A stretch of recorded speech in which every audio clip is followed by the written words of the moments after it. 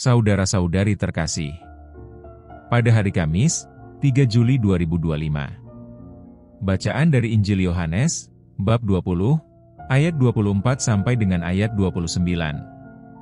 Marilah kita berdoa. Dalam nama Bapa, dan Putra, dan Roh Kudus. Amin. Allah Bapa di surga, syukur atas berkat melimpah dan anugerah yang menyertai kami.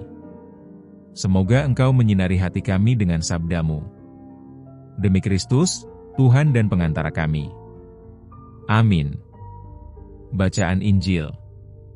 Tuhan bersamamu dan bersama rohmu. Inilah Injil suci menurut Yohanes. Dimuliakanlah Tuhan. Pada hari Minggu Paskah, ketika Yesus menampakkan diri kepada murid-muridnya, Thomas, seorang dari ke-12 murid, yang juga disebut Didimus, tidak ada bersama-sama mereka. Maka kata murid-murid yang lain itu kepadanya, "Kami telah melihat Tuhan." Tetapi Thomas berkata kepada mereka, "Sebelum aku melihat bekas paku pada tangannya, dan sebelum aku mencucukkan jariku ke dalam bekas paku itu dan mencucukkan tanganku ke dalam lambungnya, aku sama sekali tidak akan percaya." 8 hari kemudian murid-murid Yesus berada kembali dalam rumah itu, dan Thomas bersama-sama dengan mereka. Sementara pintu-pintu terkunci, Yesus datang.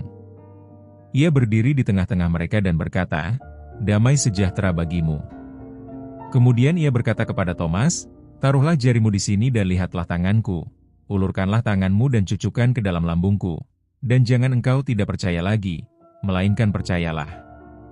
Thomas menjawab kepadanya, "Ya Tuhanku dan Allahku." Kata Yesus kepadanya, "Karena telah melihat aku, maka engkau percaya. Berbahagialah mereka yang tidak melihat, namun percaya." Demikianlah sabda Tuhan. Terpujilah Kristus. Renungan.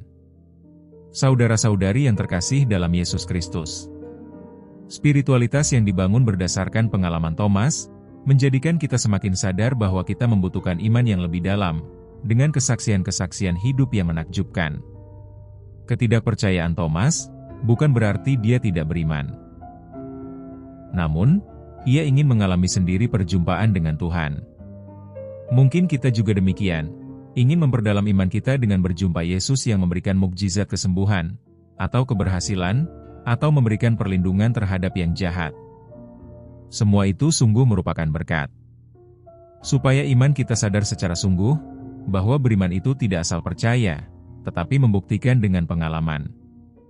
Dengan demikian, pengalaman iman kita itu tidak asal-asalan, tetapi dihayati. Kita lihat Thomas, dan kekuatan imannya. Ia sampai akhir hayat mewartakan Tuhan Yesus dan menjadi murid yang setia. Tentu, ketika kita bersikap seperti Thomas, menggali sumbu kesadaran bahwa dalam hidup kita merasakan Tuhan hadir, maka kita akan setia menjadi murid-Nya. Semoga Tuhan memberkati. Amin.